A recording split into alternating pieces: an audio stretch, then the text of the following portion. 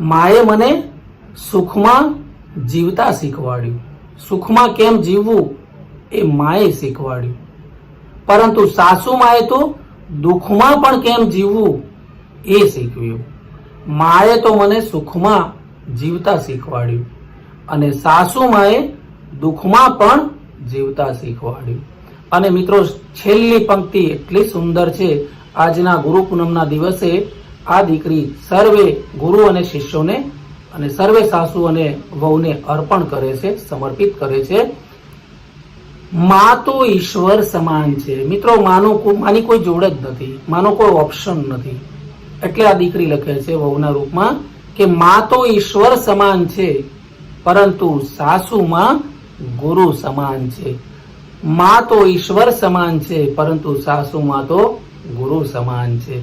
તો મિત્રો, આજનું આ સુંદર મજાનું કાવ્ય પઠન